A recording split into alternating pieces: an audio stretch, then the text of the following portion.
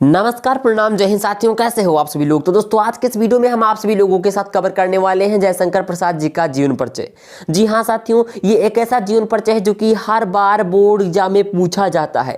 तो चलिए देख लेते हैं, बिना बकवास के हुए स्टार्ट करते हैं अपने आज का वीडियो और आते हैं सीधा टॉपिक पर और आपको बताते हैं कि जयशंकर प्रसाद जी का जीवन परिचय हम सभी लोगों को किस प्रकार से लिखना है।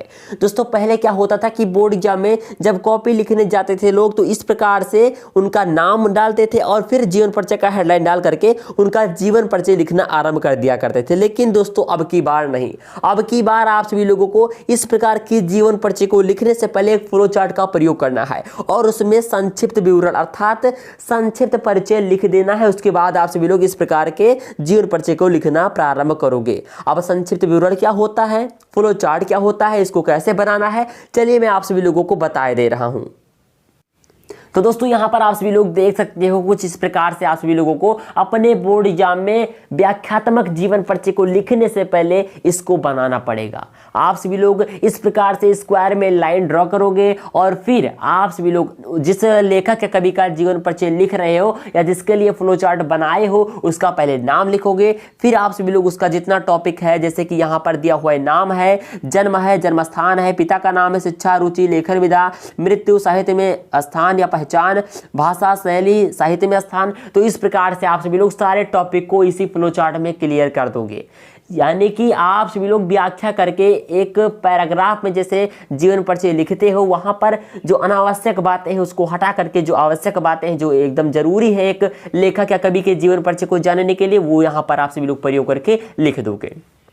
तो यहाँ पर दोस्तों केवल पिता का नाम आया हुआ है। अगर माता का नाम है तो माता का नाम का भी यहाँ पर आप सभी लोग टॉपिक जोड़ सकते हो। पत्नी का भी आप सभी लोग जोड़ दीजिएगा, ठीक है। जिससे कवि या लेखक के माता का नाम दिया होगा उसके परिचय में या पत्नी का नाम दिया होगा या आपको जो लगे कि ये टॉपिक है जरूरी है तो वो आप सभी लोग इस फ्लो चार्ट में उसका प्रयोग करके वो टॉपिक लिख दिए करिएगा, ठीक है। तो इस प्रकार से आप सभी लोगों को फ्लो चार्ट का प्रयोग करके एक लेखक या कवि का एक विवरणात्मक प्रस्तुत करना है, एक संक्षिप्त परिचय देना है। उसके बाद से आप सभी लोगों को उस प्रकार के जीवन परिचय को लिखना प्रारंभ करना है। तो चलिए देख लेते हैं उसमें क्या दिया हुआ है और किस प्रकार से हम सभी लोगों को लिखना है।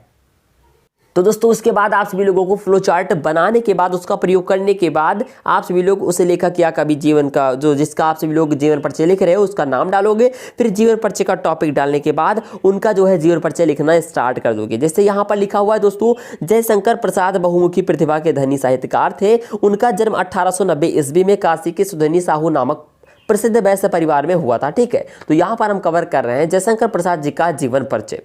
फिर आगे दिया हुआ है दोस्तों यहाँ पर कि उनके यहाँ तंबाकू का व्यापार होता था। उनके पिता देवी प्रसाद और पितामह शिवरत्न साहू थे। इनके पितामह परम शिव भक्त और दयालु थे। उनके पिता भी अत्यधिक उदार और साहित्य प्रेमी थे। तो दोस्तों यहाँ पर आपको टॉपिक मिलता जाएगा फ्लो चार्ट में प्रयोग करने के लिए। जैसे यहाँ पर आप सभी लोग उस जीवन जिस लेखक या कवि का आप सभी लोग जीवन परिचय लिखोगे उसका नाम मिल जाएगा। फिर आपको उसका जन्म मिल जाएगा, जन्म स्थान मिल जाएगा। उसके बाद आप सभी लोग उसके पिता का नाम इसी में आपको मिल जाएगा। ऐसे करके आप सभी लोग अपने वहां पर फ्लो चार्ट में प्रयोग करके लिख दीजिएगा। चलिए आगे बढ़ते हैं, अगला इसमें देख लेते हैं क्या दिया हुआ है। फिर बताया गया कि प्रसाद जी का बचपन सुखमय था। बाल्यकाल में ही उन्होंने अपनी माता के साथ धारा क्षेत्र, ओंकारेश्वर, पुष्कर, उज्जैन और ब्रज आदि तीर्थों की यहाँ तीर्थ है, ठीक है, तीर्थों की यात्रा से लौटने के बाद पहले उनके पिता का और फिर 4 वर्ष पश्चात ही उनकी माता का निधन हो गया। प्रसाद जी की शिक्षा दीक्षा और पालन पोषण का प्रबंध उनके बड़े भाई शंभू रत्न ने किया और क्वींस कॉलेज में उनका नाम लिखवाया अर्थात एडमिशन करवाया, ठीक है। फिर आगे है यहाँ पर दोस्तों उनके बड़े भाई किंतु उनका मन वहाँ ना लगा। उन्होंने अंग्रेजी और संस्कृत का अध्ययन स्वाध्याय से घर पर ही प्राप्त किया। उनमें बचपन से ही साहित्यानुराग था। वे साहित्यिक पुस्तकें पढ़ते और काव्य रचना करते रहे।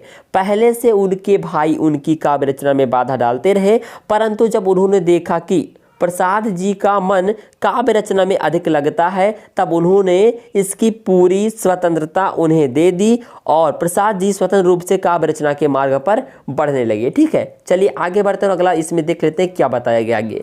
तो यहाँ पर आगे लिखा हुआ इसी बीच उनके बड़े भाई शंभू रत्न जी का निधन हो जाने से घर की स्थिति खराब हो गई।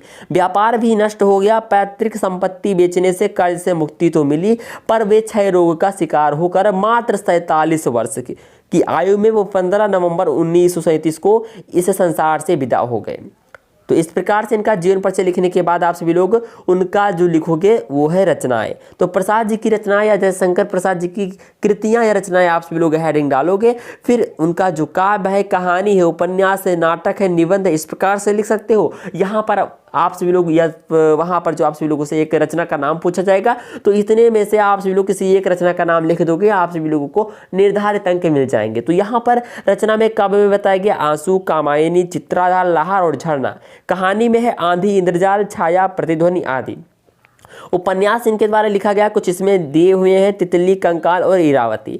नाटक में है सज्जन, कल्याणी परिणय, चंद्रगुप्त, स्कंदगुप्त, अजातशत्रु, प्रायश्चित, जन्मेजय का नागयज्ञ, विशाखा, ध्रुवसौमनी आदि। और निबंध में बताया गया है, इसमें जो दिया गया है वो है काव्य कला और एवं अन्य निबंध। ठीक है, तो इस प्रकार से आप सभी लोगों को यहाँ पर इनकी रचनाएं देखने को मिल जाएंगी। लेकिन दोस्तों जहाँ तक है आप सभी लोगों के बोर्ड एग्जाम में किसी एक ही रचना का नाम पूछा जाएगा और आप सभी लोग इतने में से किसी एक रचना का नाम लिख दीजिएगा और आपको निर्धारित अंक इजीली मिल जाएंगे। तो कैसा लगा हमारा ये आज का वीडियो, आप सभी लोग कमेंट करके बताइएगा जरूर। और दोस्तों यदि आप सभी लोगों को हमारा ये वीडियो पसंद आया हो तो इस वीडियो को लाइक करने के साथ साथ अपने दोस्तों के साथ शेयर करना ना भूलेगा।